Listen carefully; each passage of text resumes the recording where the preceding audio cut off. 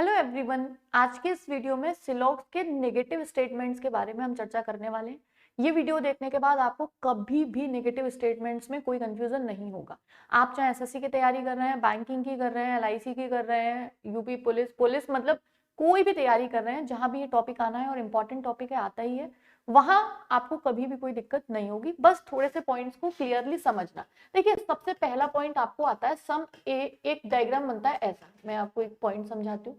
Second एक diagram बनता है ऐसा। इन दोनों में देखिए क्या है, मैं आपको स्टेटमेंट लिख नहीं रही हूं। यहाँ क्या बोला गया है, some A are B, no B is C, ठीक है। और यहाँ बोला गया ऑल ए आर बी और नो बी इज सी, यानी कि कुछ ए बी है कोई बी सी नहीं है, सभी ए बी है कोई बी सी नहीं है।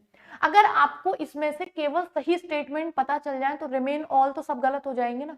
इसमें से क्या क्या स्टेटमेंट निकाले, कंक्लूजन सॉरी, इसमें से कौन के कंक्लूजन सही होंगे वो मैं आपको समझाती हूँ। देखिए, सम ए आर बी, तो ये तो बहुत ईजी है कि सम बी आर ए, कुछ ए बी है तो कुछ बी ए है, ये तो हमें दिख ही रहा है।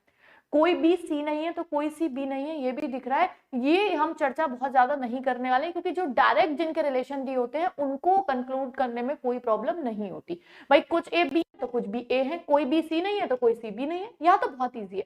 दिक्कत आती है जहां पर रिलेशन ना दिया। भाई आपको ए से बी का दिया है, बी से सी का, ए से सी का कोई भी आपको स्टेटमेंट नहीं दे रखा, कोई कथन नहीं दे रखा। इसका कैसे आप कंक्लूजन निकालेंगे, इसमें से कौन सा कंक्लूजन सही होगा, बस ये समझ लीजिए, रेस्ट ऑफ सब गलत होंगे। अब एक बात बताइए, ए का ये वाला हिस्सा जो आपको दिख रहा है, ये जो बी के पास है, भाई ये है तो अभी बी के सर्कल में, लेकिन ये है किसका, ये ए का हिस्सा है ना, यानी ये ए का हिस्सा है।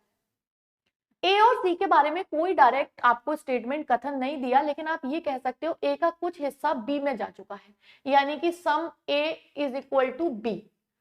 Some A is equal to B, यानी कि कुछ ए जो है वो किसके बराबर हो चुके हैं, बी। अब डायरेक्ट चाहे इनका रिलेशन नहीं दिया, फिर भी जब ए बी में जा चुके हैं और बी कह रहा है सी में जाएगा नहीं, भाई आपको कथन दे रखा है ना स्टेटमेंट की कोई बी सी नहीं है, तो बहुत सिंपल सी चीज है, जो सम ए आर बी हुए हैं वो सी में नहीं जा सकते, ये कंफर्म हो चुका है। जैसे मैं आपको एक बहुत सिंपल सी भाषा में समझाऊं, तीन लोगों के पास 10-10 रुपए हैं, जिसमें से ए ये रहा, बी ये रहा, सी ये रहा। इसने आपको बोला इन दोनों के, तीनों के बारे में कोई आपको नहीं दे रखा, इन दोनों के बारे में कोई भी स्टेटमेंट। लेकिन एक बात बताइए, इसने अपने 5 रुपए, इसके पास बचे 5 रुपए, 5 रुपए दे दिए इसको, इसके पास आ गए 5 और हो गए 15। अब मुद्दा आता है कि भाई एक बात बताइए, ए सी को अपने रुपए देने वाला है या नहीं देने वाला। तो यहाँ एक बात कंफर्म हो गई है, दोनों के बारे में कुछ नहीं बताया, लेकिन एक बात कंफर्म बता दी कि सम ए ने अपना कुछ हिस्सा बी को दे दिया है, तो बी के पास ज्यादा हो गया, ए के पास कम रह गया। ए का जो हिस्सा बी के पास चला गया वो कंफर्म हो चुका है, सी के पास नहीं जाएगा, क्योंकि हमें स्टेटमेंट दे रखा है कोई बी सी नहीं है, नो बी आर सी। तो इसका मतलब है ए के ये वाले जो 5 रुपए हैं ये कंफर्म सी के पास नहीं जा सकते। तो हमें कोई भी रिलेशन इनका डायरेक्ट नहीं दिया था, फिर भी हम अब कह सकते हैं ए के ये वाले जो 5 रुपए इसके पास गए वो इसके पास नहीं जा सकते। तो इसका एक कंक्लूजन निकल आएगा, सम ए आर नॉट सी। ठीक है, तो बस इसका ये वाला कंक्लूजन सही होगा, क्योंकि जहां पर रिलेशन नहीं दिया जाता वहां एक्चुअल में कोई भी डेफिनेट कंडीशन नहीं बन पाती है, तो हमारा आंसर हमेशा गलत होता है। लेकिन अगर आपको कोई भी रिलेशन नहीं दे रखा और कंडीशन बन रही है, जैसे ए से बी का दे रखा है, बी से सी का, तो बी में जाने से इसकी डायरेक्ट एक संबंध, एक रिलेशन हमें पता चल रहा है, क्या कि some A are B now, कुछ ए बी हो चुके हैं तो वो सी में नहीं जाएंगे, तो हम कंफर्म कह सकते हैं सम ए आर नॉट सी, ये डेफिनेट हो गया। इसके अलावा अब आपसे मैं पूछ लूं, all A are C, some A are C, all वो नो ए आर सी, कोई भी स्टेटमेंट ए और सी का बस इसमें से यही सही होगा, इसके अलावा कुछ भी पूछ लिया जाए ए और सी के बीच में कोई भी कंक्लूजन सही नहीं होने वाला है। ये मैंने आपको इसलिए अच्छे से समझाया है कि आपको, आप चाहे पॉसिबिलिटी के सवाल आए, चाहे कैसे भी क्वेश्चंस आए, अगर आप बेसिक मेथड से करते हो सिलॉक्स, तो आपको वो कभी गलत नहीं होंगे, कभी भी नहीं। ठीक है ना। चलिए भाई, सेम कंडीशन इसमें हुई। इसमें देखिए क्या कंडीशन हुई, अब मैं बोल रही हूं ऑल ए आर बी, तो भाई ऑल ए आर बी, तो ए और बी का तो साफ साफ दिख रहा है कि सम बी आर ए, ये कंक्लूजन सही होगा। और कोई बी सी नहीं है, नो बी आर सी, तो नो सी इज बी, ये भी बिल्कुल ठीक होगा। ठीक है, तो ये तो ठीक है। अब यहां फिर से मुद्दा आ गया, भाई ए और सी के बारे में बताइए क्या निकल जाएगा। देखिए यहां पर इनका कोई डायरेक्ट नहीं दे रखा था, लेकिन बी में जाने से कंफर्म हो गया। अब यहां तो पूरा पूरा सर्कल किसका है, ये बी का, तो जो बी से सी का रिलेशन होगा वही तो ए, क्योंकि ए इज इक्वल टू बी और बी सी है नहीं, तो भाई ए तो ऑटोमेटिकली नहीं हुए ना, क्योंकि ए और बी इज इक्वल टू हो गए। तो इसका मतलब है नो ए इज या आर बी सी, ये बिल्कुल ठीक हो गया। और जब हमारा नो बी सी होता है तो एक तरफ से होता है तो दूसरी तरफ से तो नो वाला हमेशा सही होता है, तो अब हम ये भी कह सकते हैं नो सी इज ए।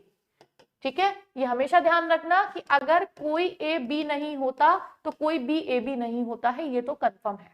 ठीक है, तो बस इनके बारे में ये दोनों का निष्कर्ष निकला है, दोनों कंक्लूजन निकला है। तो नेगेटिव वालों में आपको कभी कंफ्यूज नहीं होना है। जैसे मैं आपको एक दो एग्जांपल लेके बता देती हूँ इसमें। देखिए, अब मुझे बोला गया सम ट्री, कुछ पेड़, ठीक है, प्लांट है, तो मैंने ये डायग्राम बनाया, ठीक, और बोल दिया भाई नो लीव, ठीक है ना, मैंने ऐसे बोल दिया, ये डायग्राम बन गया। ठीक, चलिए भाई, अब मुझसे पूछा गया सम ट्री, बस टी लिख देती हूँ, आर नॉट लीव्स।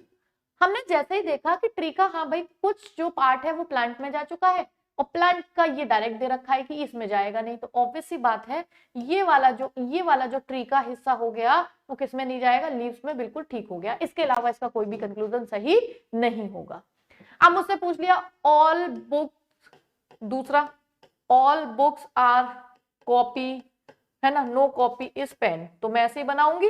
अब इसका कंक्लूजन मुझसे पूछ लिया नो बुक इज कॉपी, वो sorry no book is pen, तो मुझे पता है हाँ भाई ये जो पूरा सर्कल है कॉपी का है। अब इसके अंदर चाहे आप बुक रख दो चाहे कोई भी सर्कल रख दो, वही कंक्लूजन निकलेगा, जो भी कॉपी से पेन का होगा अंदर वालों का भी वही निकलेगा। तो हम कह सकते हैं नो बुक इज पेन। और जब नो बुक इज पेन, तो ये ध्यान रखना हमेशा नो पेन इज बुक, इसका कन्वर्जन नो वाले का हमेशा सही होता है, तो ये भी बिल्कुल सही है। बस इतनी सी बात होती है। अगर आपको ये दो सही वाले पता है तो रेस्ट ऑफ ए और सी में बाकी सब गलत हो जाएंगे। बस इतने से कॉन्सेप्ट, अगर आप इनको ध्यान से थोड़ा पढ़ोगे तो आपको लगेगा कि बहुत इजी है। दो तीन कॉन्सेप्ट बस माइंड में रखने हैं, और पॉजिटिव वाले तो बहुत इजी होते हैं। डायग्राम में जो अगर टच दिख रहा है तो ठीक, नहीं दिख रहा है तो गलत। बस नेगेटिव वालों में जहां रिलेशन नहीं दिया वहां पे थोड़ा सा इन दोनों पॉइंट्स के बारे में हमें सोचना होता है। ठीक है, तो कोई भी अगर डाउट है तो डिस्क्रिप्शन में एक पूरा लिंक मैं शेयर कर रही हूँ पूरे सिलॉक्स के कंप्लीट फर्स्ट और सेकंड, उसके बेसिक्स का, आप उसे देख लीजिए। उसके बाद सिलॉक्स का किसी भी लेवल का क्वेश्चन आ जाए, चाहे बैंकिंग का हो चाहे एसएससी के मेंस का हो, कहीं का भी हो, कभी गलत नहीं होने वाला है। ठीक है, तो आप उसको देख लीजिए एक बार। बाकी अगर आपको कोई डाउट है तो आप लिखिए, मैं आपको कोशिश करूंगी उस पर वीडियो बना के उस डाउट को क्लियर करने का। मिलते हैं अगले वीडियो में। Thanks for watching.